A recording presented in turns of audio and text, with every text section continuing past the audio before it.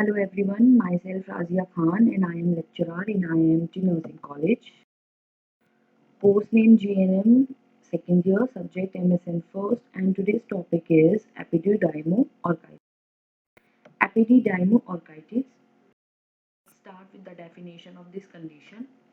It means acute epididymis. Epididymitis is an inflammation of the epididymis.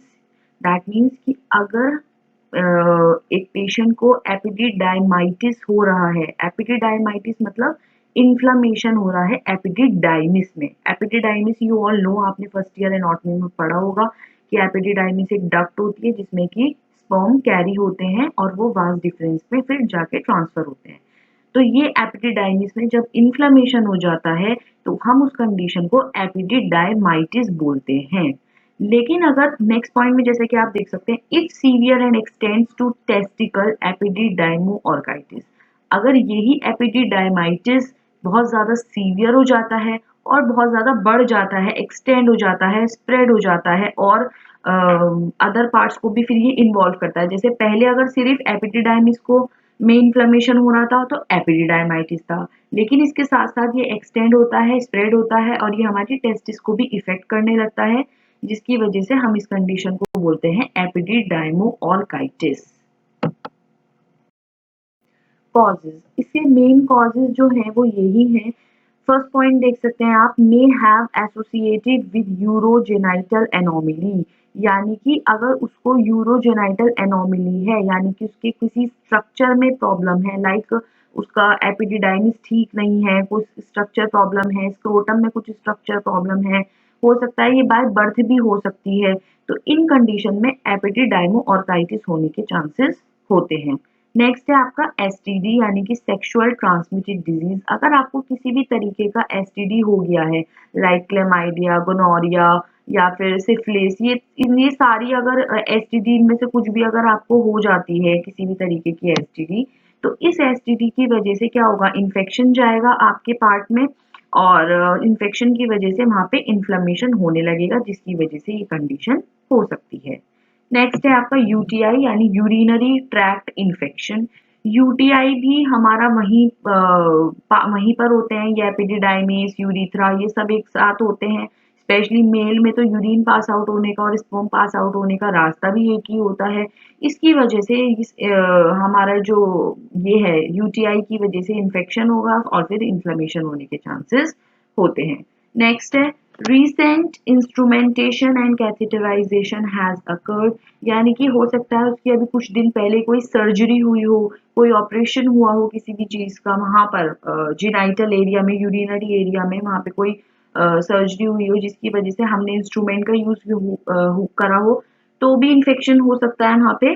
Otherwise अगर बहुत time तक catheter लगा हुआ है तो भी इन्फेक्शन होने के चांसेस होते हैं, जिसकी वजह से हमारा एपिडिडाइमाइटिस हो जाता है। नेक्स्ट है आपका वायरल ऑर्काइटिस। ऐसा भी हो सकता है कई बार एपिडिडाइमिस में इन्फ्लेमेशन पहले ना हुआ हो, बल्कि पहले से ही उसको ऑर्काइटिस हो रहा हो। ऑर्काइटिस मतलब जब हमारे टेस्टिस में इन्फ्लेमेशन हो जाता है उसे हम ऑर्काइटिस बोलते हैं।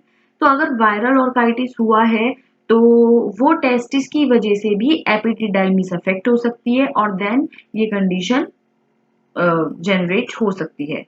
Next point, trauma to the scrotum can be precipitating event, यानी कि अगर स्क्रोटम के अंदर कोई ट्रॉमा हो गया है, कोई इंजरी हो गई है, उसकी वजह से भी ये एपिडिडाइमोऑर्काइटिस हो सकता है। Next are the sign and symptoms. क्या क्या सिम्टम्स आएंगे अगर आपको ये कंडीशन होती है तो फर्स्ट पॉइंट है palpable swelling of the epididymis और टेस्टिस, क्योंकि दोनों में ही इन्फ्लेमेशन हो रहा है इस कंडीशन में, इसलिए हमारी जो है वहां पर बहुत ज्यादा स्वेलिंग आ जाती है।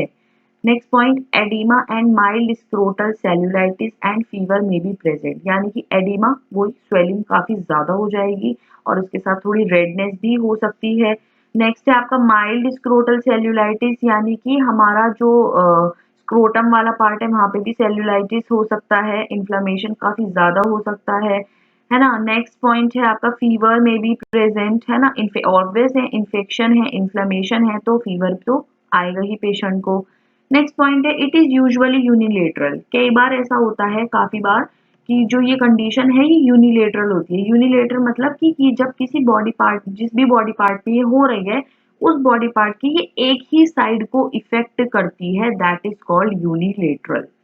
नेक्स्ट पॉइंट आपका यूरिथ्राइटिस, यानी कि आपकी यूरिथ्रा में भी इन्फ्लेमेशन हो सकता है। इसके बाद ऑब्वियस है, सारी चीजें जेनाइटो यूरिनरी सारे स्ट्रक्चर्स हैं, सब एक दूसरे से कनेक्टेड हैं।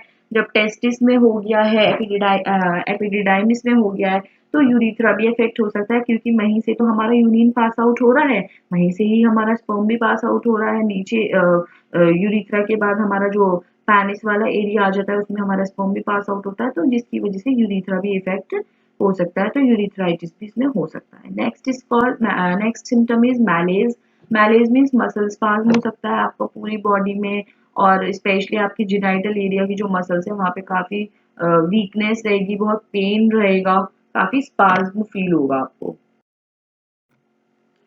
अब आती है बात कि आप इसको डायग्नोज कैसे करेंगे।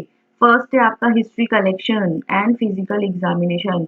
History collection is physical examination is one of the most important step in any diagnosis of any disease condition.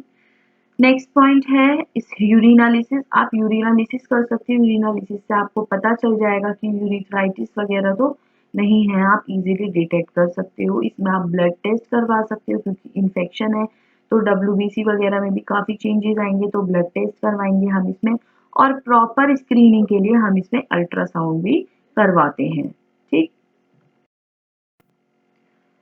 तो फिर हम मैनेजमेंट करेंगे। मैनेजमेंट में हम इसको सपोर्टिव थेरेपी देंगे, है ना। सपोर्टिव थेरेपी में जैसे कि हमारा रेस्ट आएगा, हम उसको बिल्कुल फिजिकल एक्टिविटी करने से बिल्कुल मना कर देंगे।